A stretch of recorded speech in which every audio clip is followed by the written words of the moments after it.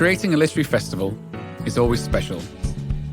It's always different, with each being a journey of... All right. Hello and welcome everybody to the 41st edition of the Toronto International Festival of Authors, Canada's largest and longest running literary festival. Also, welcome to my living room. My name is McKeon, and I am the author of No More Nice Girls, and I am also the very lucky host of today's conversation.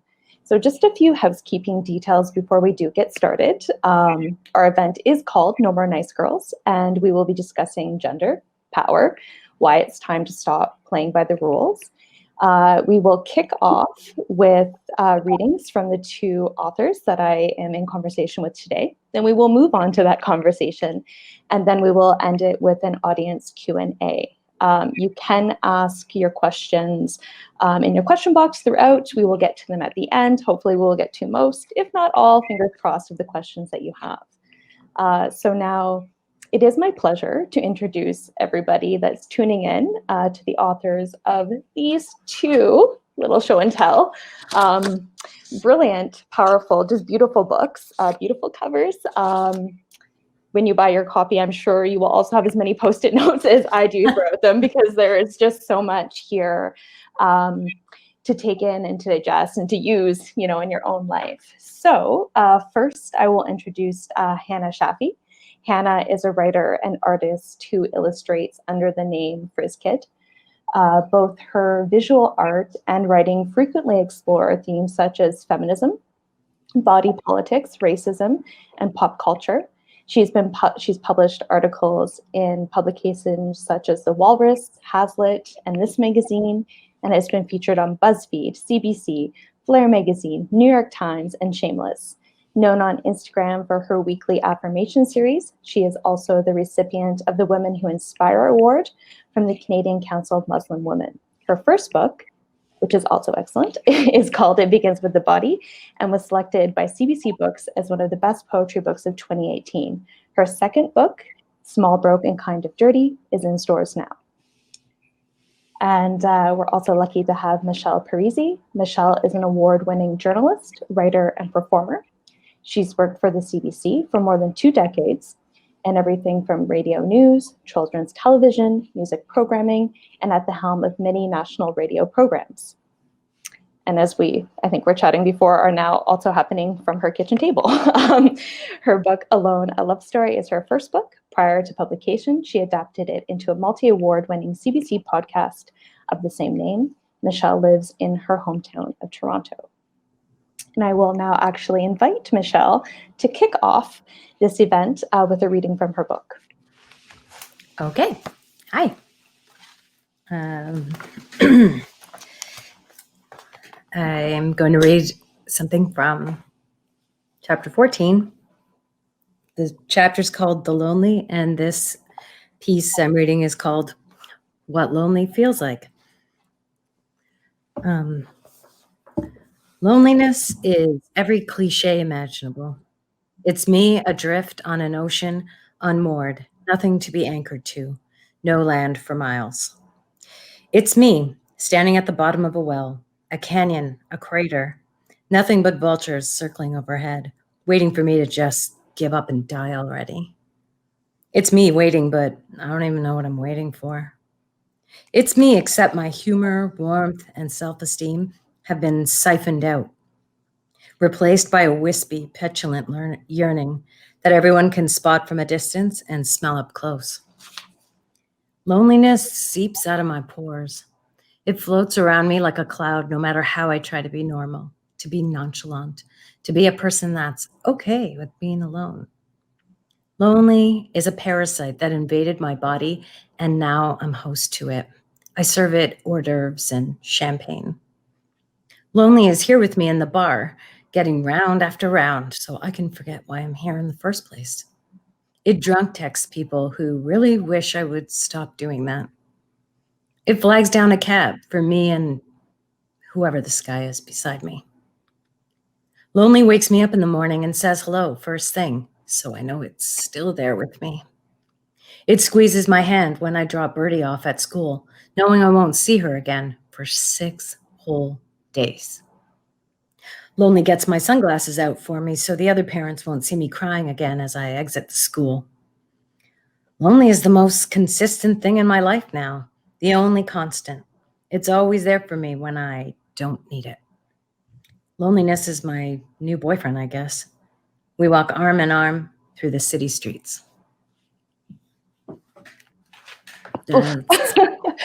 So good. Thank you. And Hannah, I would also like to invite you to set the stage, the virtual stage, by sharing a piece from your book as well. Yeah. Okay. So this one is from chapter. You know what? These chapters aren't even numbered, so I really couldn't tell you. But it's page 51. I used to think that girlhood was a competition. I used to think that being a woman was akin to taking part in the Hunger Games, that we were all fighting so desperately for survival that it was every woman for herself. I used to resent other girls as an adolescent. I used to think other girls were vapid and shallow and that it was okay if I was ugly because I was intelligent and they were brainless. This is how I used to think when I was growing up. I was horribly insecure about the way I looked. I was not popular, I was not well liked by boys, and I didn't know what to do with these feelings. So I did what society has told all of us young girls to do. I competed with every girl in sight. According to the rules of the game I was playing, without ever questioning why I was playing it, I was 15 years old after all. Another girl could not thrive because doing so would mean she was stamping out my bloom. Where did I get this crazy idea? It's what we're all shown. Betty and Veronica are always competing for Archie's love in the comics and on Riverdale. Lizzie competes with Kate for Ethan Kraft's love and Lizzie McGuire. Raven's tormentors are always popular girls on That's So Raven. Regina George is an evil bitch who backstabs Katie to get to Aaron Samuels. Do these references give away just how much of a millennial I am and how utterly stupid it is that this is the messaging that little girls grow up on? Frenemies, cat fights, women who don't play well with other women. We are raised to internalize every bit of this. Thank you.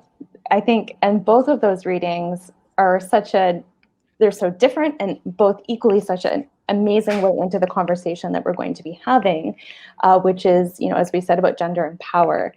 And I think, if I learned anything while researching my own book, is that everyone defines power differently. We all have different ideas of what it means to us. And, for some people, it means, becoming the head of a successful multi-billion-dollar company. And for other people, it means personal power, bodily autonomy, finding ourselves and having the power to make our own decisions and to direct our own life. So I want to sort of dive in with the first question is, before we start talking about power and how we're trying to reclaim it, what does power mean to you? What does it look like in your life? Ooh. We're not having an easy conversation. We're gonna start right in. We'll talk about I'm sure we'll talk about fun stuff after. I think that I've had to reframe what I've seen power as in my life, because I think I've always perceived power as a deeply negative thing, because I've seen that a lot of people in power have done terrible things. And so I've always associated power with like these mean old men who are hurting people. And I've had to sort of reframe it and think of, what does power look like in myself? How can I be powerful in my own life? How can kindness and empathy become a form of power? Yeah, and what does it look like in community too? Yeah. For me, I think it's like power is a weapon that was like used against me almost, and not by people who are powerful, but like by. I think that when you're an outspoken woman who says what she wants, like I am, you're accused of, wanting power or grabbing power, or it's almost like, yeah, you're accused of it. I feel like there's been times in my life where it's like, you have all the power. You know, I mean, we've all had those kind of arguments, I think, where someone has said that to us. It's like, you're the one with all the power in this. And, you know, just when you're a person just saying how you feel, a woman saying how you feel, or sticking up for yourself or for somebody else. Yeah, I feel like the idea of power for me had been something that I had to hide away from in a way and do it like secret, like have secret power. Because if anyone thought I was actually running things or like having my own ideas, that I wouldn't get anywhere. But I don't feel that way anymore. Like once I turned 40, I just threw everything out the window. I don't care anymore. Yeah. And I think, you know, you both touched on this idea that power is a weapon, whether it's a weapon to be used against, well, mostly it's a weapon to be used against you. You know, we've sort of had to reclaim it and redefine it and figure it out. So I guess, you know, building on that, I do think, you know, both of your books confront societal expectations in different ways. Hana, your affirmations encourage people to live their lives as their authentic selves and, you know, gives them permission to do that. And I think, Michelle, your book shows us there is no one way to grieve or one way to find yourself or to be. And both of them together, for me, maybe as you'll see with all the Post-it notes, is, you know, they give permission for women and other folks to make mistakes and to get it wrong. So when we talk about breaking the rules, you know, all of that together is breaking the rules for me. But I want to ask you, when we talk about rules, what are the big ones that you've always felt that you've had to live by? And kind of, you know, Michelle, you just said when you turned 40, but when did you realize they're all like kind of BS? Yeah, I mean, I think 40 is a imaginary line, obviously. Like, but we make these decisions and we don't really know. I wasn't like the day I turned 40, I was suddenly like, be free of these shackles. But I think over time, you know, there are things that happen and you make a lot of mistakes. I think it's really important you can't have, you know, I'm really interested in the affirmation idea because like we have to first acknowledge that we're full of mistakes, as you said, and we make our own terrible mistakes and do all kinds of crazy things because we're always trying to get on this better understanding of ourselves. I already forgot what I was saying. This is so typical me. Can you save me, Hannah? Go ahead. I think for me, like, obviously I'm at a different stage in my life. And I think that I sort of grew up with these rules that there was a certain way that you were supposed to live out your life as a person, but also like as a woman. You go to school and then you graduate and then you do more school and you do it really well and you work really hard and you have to be 10 times better because you're a woman and you have to prove yourself. And then you get some great high paying job and now you're number one woman in the world because you have money and you're in an office, and then you get married and then you have kids, blah, blah, blah, blah. And then I kind of thought, okay, this is what I'm supposed to do. And then I ended up not doing any of that. And I had to sort of realize, like, I think I was like upset with myself almost for like breaking those rules and not reaching these milestones that people say are important for women and also like important in a very capitalist society of like, and the way that we perceive powerful women is always like this very capitalistic neoliberal like woman in a pantsuit who is like makes a ton of money as a form of power. And so like I kind of had to realize, like, for better or for worse, I've broken these rules in my life and I have to completely reimagine what is acceptable and what is not. At first it was very hard to reconcile with that because I felt like I was living my life out wrong. And now I'm like, oh, I feel so free. Yeah. Because I've had people be like, oh, like you've done things so like unconventionally and like, that's so great for you. But it's like, I don't really think it's that unconventional. I think we're just used to this like intense rigidity. Yeah, like I did all the things in the right order that I was supposed to do, like really sort of stereotypical Italian immigrant family, the way I was raised, and like I got married when I was 27. We bought a house, I had a kid, like, and I did all those right things like that you're supposed to do, those rules. And I deferred to my parents, and I deferred often to my husband. And even though in my own career and my art and my writing, I very often did things unconventionally but it was like I hid that. It was like a hidden part of me. In so much as like I went till I was, well into my late 30s that I was hiding my tattoos, for example. That's a small example, but I was also hiding myself as an artist. And I think that I followed all those rules. I did everything I was supposed to do. And then it just bit me in the ass anyway, it all didn't matter. And so now I think that happening, like my whole life exploding when I was 37, and realizing what a sham all those things I had done. Like, why did I do the things that other people told me to do?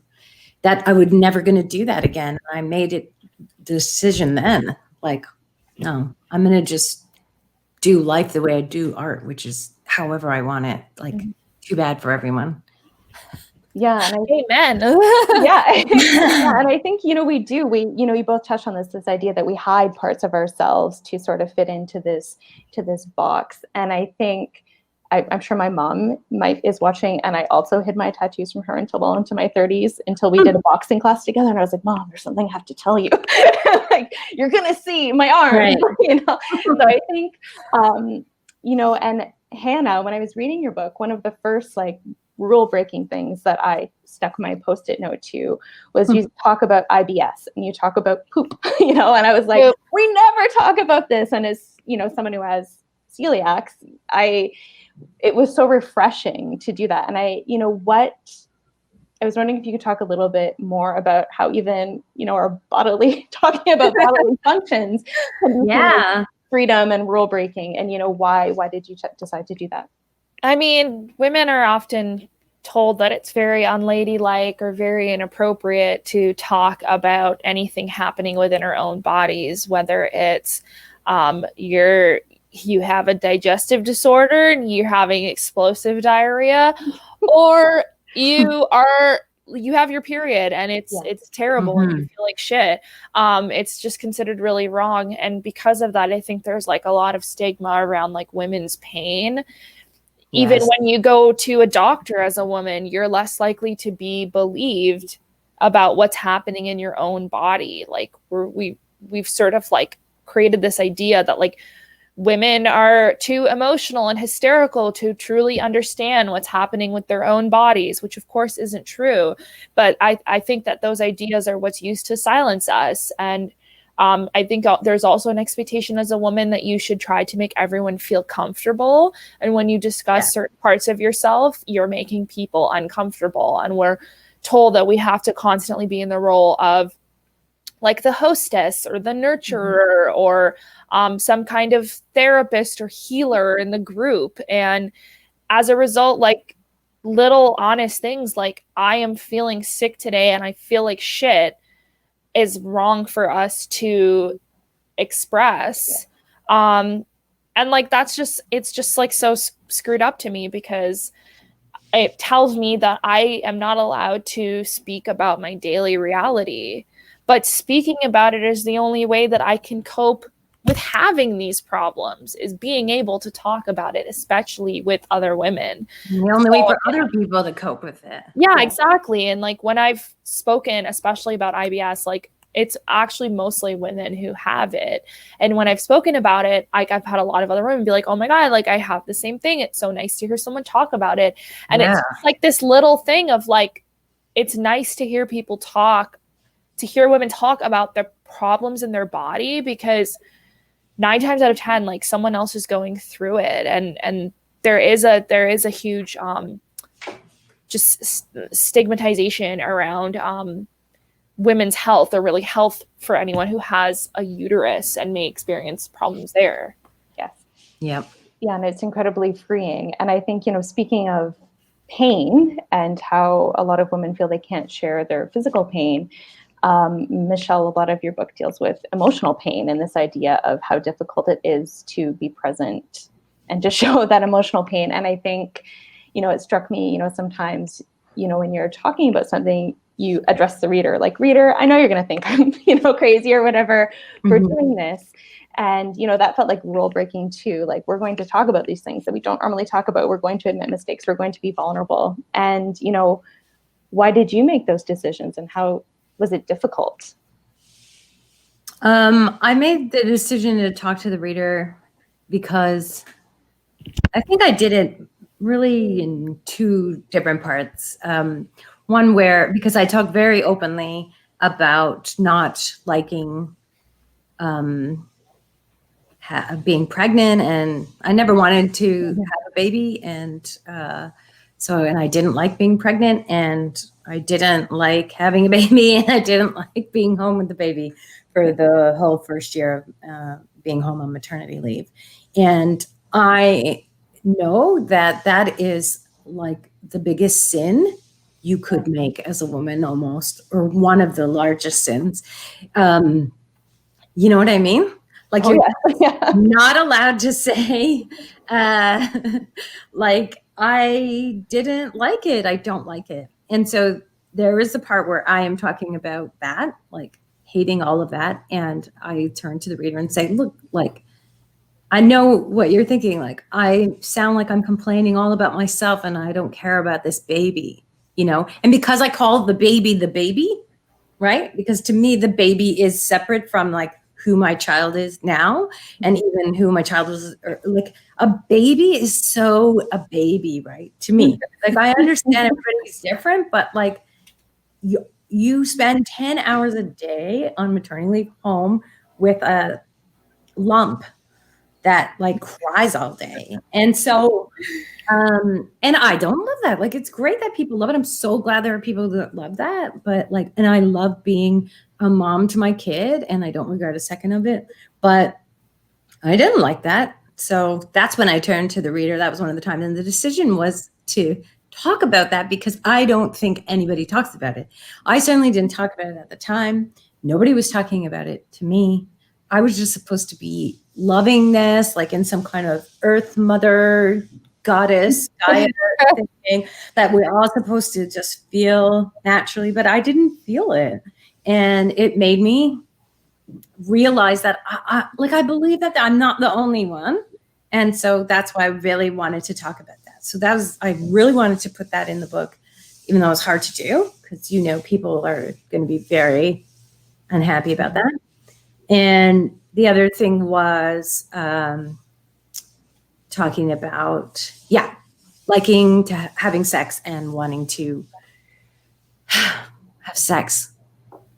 Like, women, you just don't, like, where is that? Where is that when women are like, oh, hi, I really enjoy having sex and I would like to have sex. And I can't now because I'm single. So the only way to do that is to go out there and roll the dice.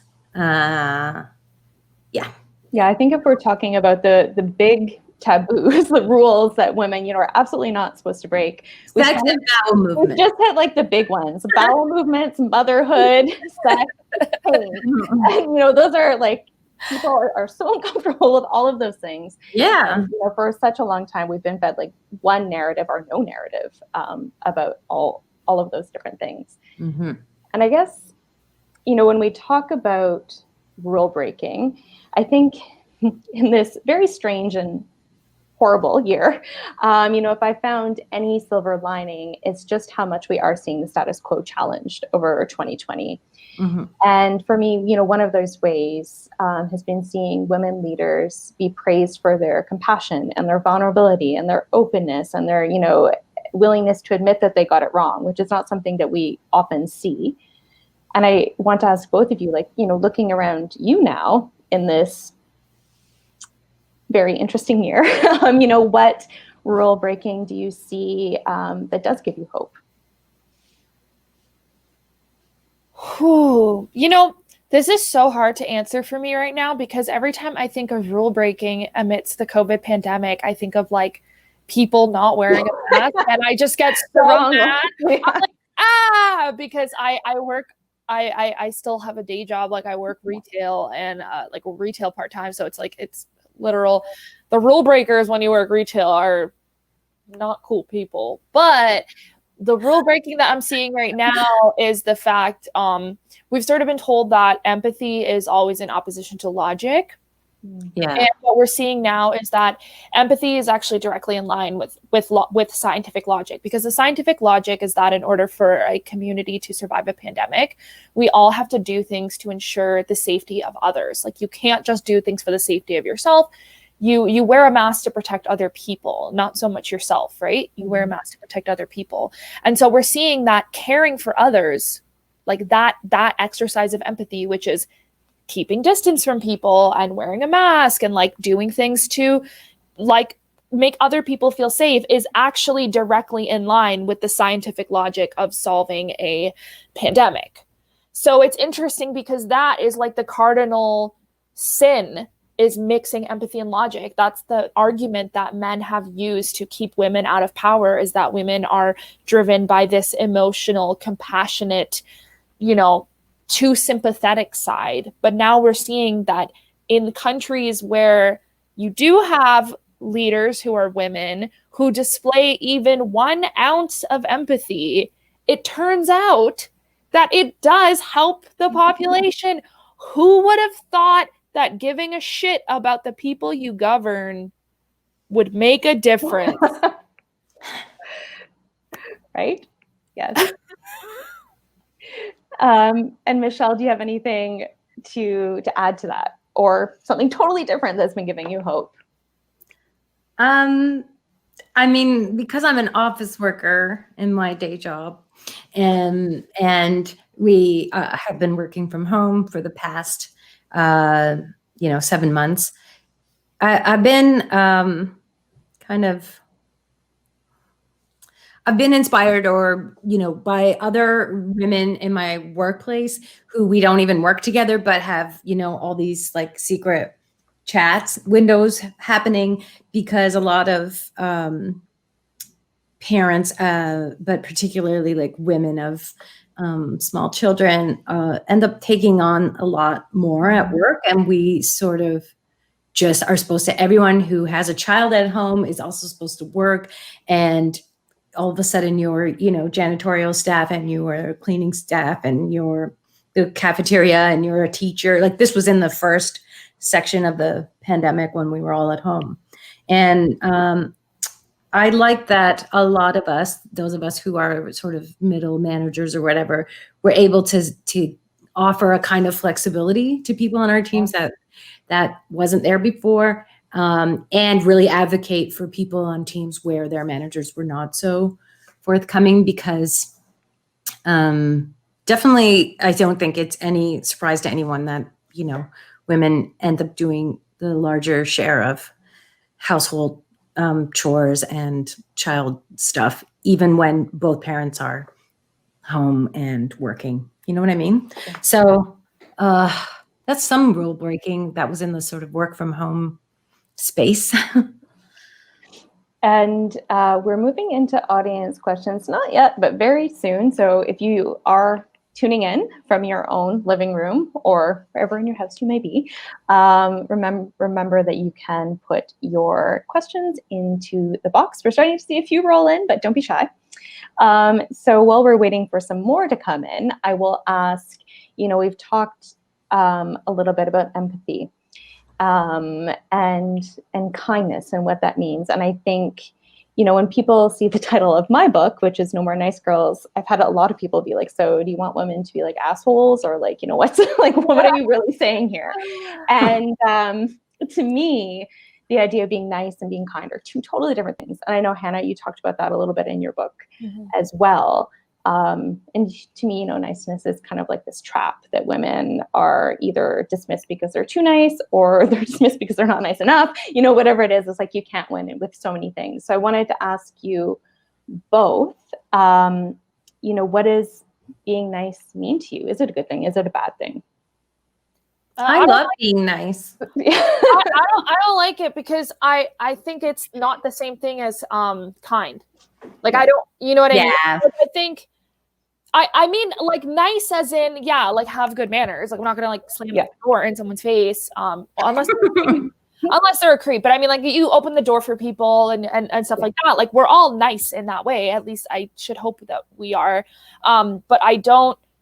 I do think that niceness is sometimes a trap for women because I've heard a lot, even in the context of like my family. I have a huge, massive family, and I don't get along with everyone in my family. Mm-hmm. And I've always been told like, okay, but just like be nice. Yeah. And I don't think that everyone necessarily deserves my niceness.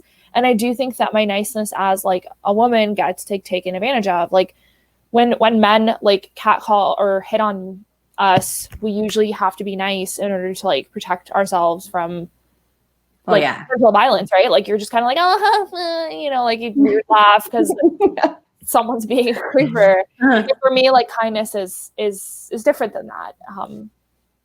I mean, in those situations, we're taught to neutralize, right? I mean, that's what women are socialized to do. I mean, that's one of the things I talked about in my book of all those really great dates I went on that were great and started awesome. And I was very consenting and all the way in, and then the person just gets like crazy halfway through and it's a dangerous situation. And then like, you know, but we are still neutralize it, right? Like, because that's what we're taught. It's like, and then I sit there and, you know, talk to the person for another half hour, and then sure, they can walk me home, right? You know what I mean? Yeah. And like, even though they just physically assaulted me. So, but that's our rule.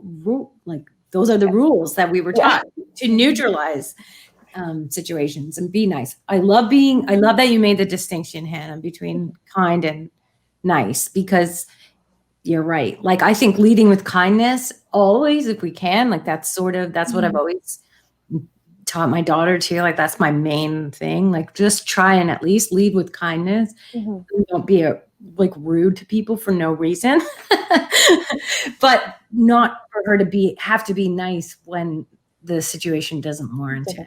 Because we've done that enough, right? You know, all of us.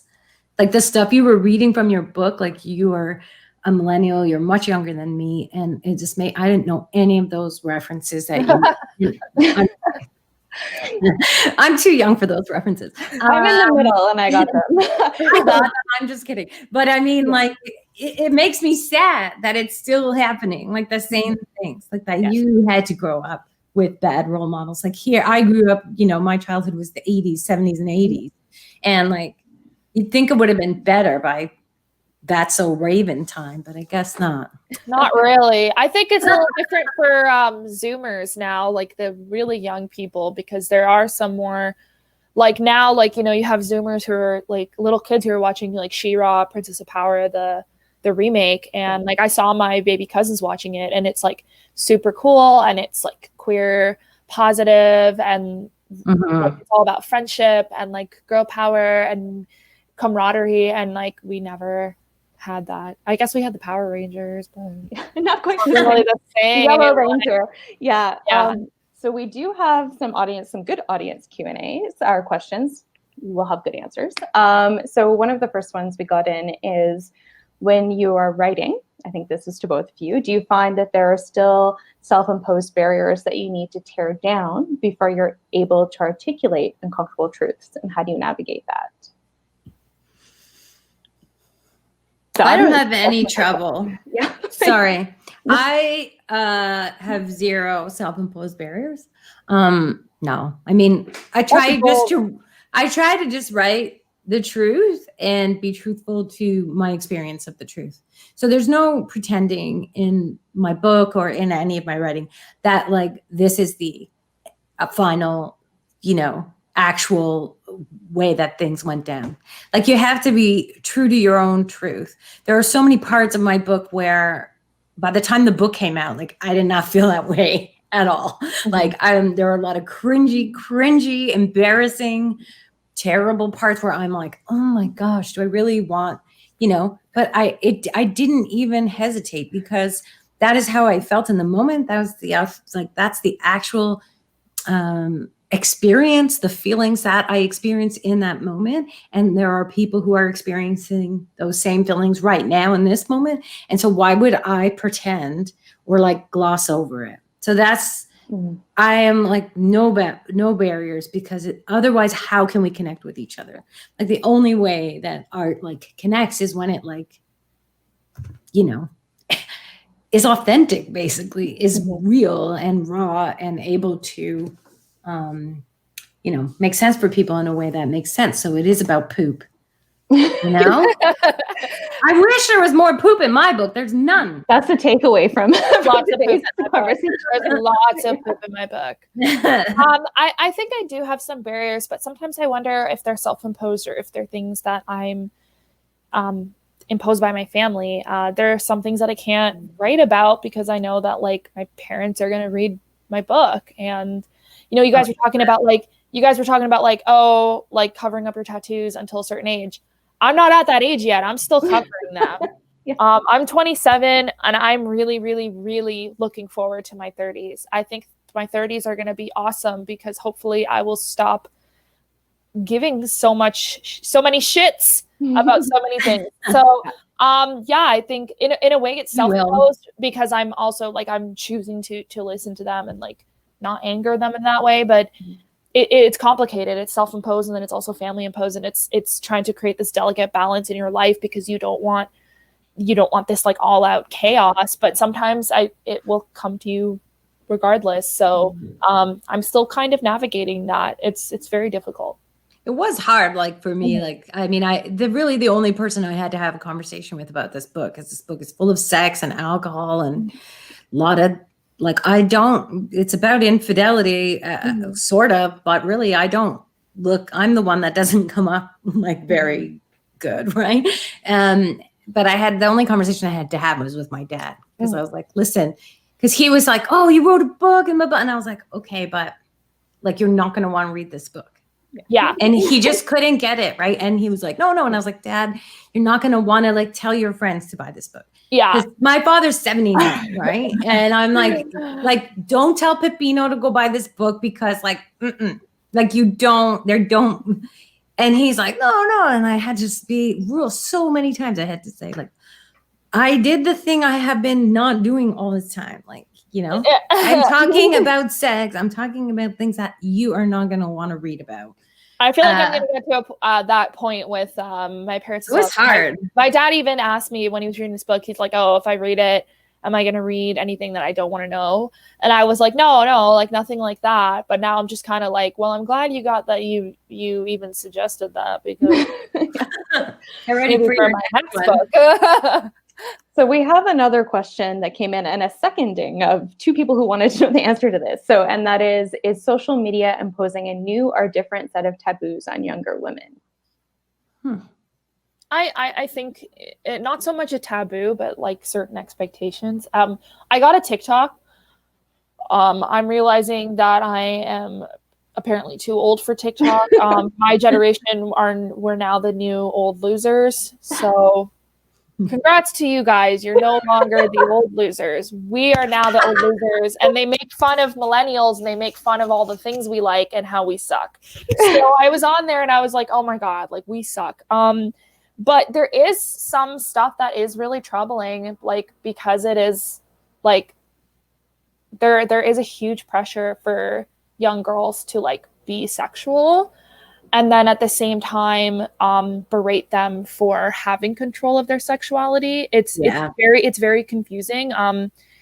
I do think social media can be dangerous for kids. I personally am thankful that it didn't exist when I was a kid, because I've seen some stuff that I'm like, this is really fucked up, and like I wouldn't really want a kid to see this. But it's also like you see more girls confident about themselves on social media, which is amazing. And they're told to be confident of themselves, but then on the other side, they're also told that like they are being bad, and that if adults sexualize them, that's their fault, which is absurd. It's very difficult. Yeah, I don't have anything to say more than that. I pretty much agree with that. Yeah, I am not on social media for all of those reasons. for me is, it's a self-care thing, which Mhm. we don't have too much time left, but we might be able to squeeze in one of the last audience questions, which jumps off of that, which is just how do you practice self-care when you are writing about uncomfortable things? Keeping in mind we have 4 minutes left. I wrote a lot of uncomfortable things. I kept it focused on myself as much as possible, so that part of my what I took very seriously when writing the book was to not try to tell other people's story, right? Even though there are a lot of people in real life, in my life, that are in the book as characters, to just tell my own story through. But in doing that, it's very hard. You're exposing all kinds of stuff about yourself. You're exposing your feelings. You're exposing. It's a lot of exposing, and you can regress, like I did. There were parts when I was writing the book where I definitely regressed, or like I do believe I protracted my healing process. Yeah. Like for sure. That because over the course, I mean, it was 8 years ago that my marriage broke down. So in, that 8 years, maybe I would have been farther along if I wasn't like writing a book about it. And then I made a podcast, I performed, and then, so all you can do is remember that like you're doing something for a reason. Like the purpose of art is to be, I think, is uncomfortable a lot of the time. And maybe that sounds lofty, but that's the way I just barreled through the hard parts, because I knew that this book would be important for a lot of people and helpful to a lot of people. And, but don't drink alcohol as your way. That was what I did. That's what I did for part of it. And I would say that's the opposite of self-care. I think that is a very good note. Hannah, did you have anything that you wanted to add? Just talking to my friends about it, really. Like talking to people is working through the motions with someone, because when you're writing a book, you're like talking to yourself, and I think that makes it harder to feel cared for. So it's talking to people about it. Yeah, and I think sometimes the more you talk about it, the more you share, hopefully the less painful it gets, or at least, that has been my experience. I could talk to you both for so much longer, and I hope that our audience at home can also listen to us so much longer. Luckily, they can go buy your books to hear more from you and to hear more of your brilliant insights. So I want to thank you both for sitting down virtually with me and being so honest and so vulnerable and offering such powerful conversation. I do want to say that people should and can buy your books, and links to buy these books are available on the event webpage, courtesy of the University of Toronto Bookstore. Oh, look, you have see all of our sticky notes. Yours are size. Mine are cat sticky notes. Hannah wins. Yes, cat sticky notes. Mine are from Dollar Store. Yeah. And this was it was just great. Thank you so much, and let's continue breaking rules in whatever way that we can. And talking about poop. Talk about poop and sex, ladies. Yeah. That's what we like to say. Thank you, everybody. Thanks so much.